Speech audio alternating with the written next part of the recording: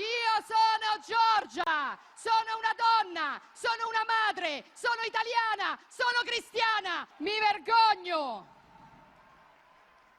Mi vergogno. Io voglio dire che non credo in uno Stato giusto si occupa del più debole, di quello che non si può difendere da solo. Io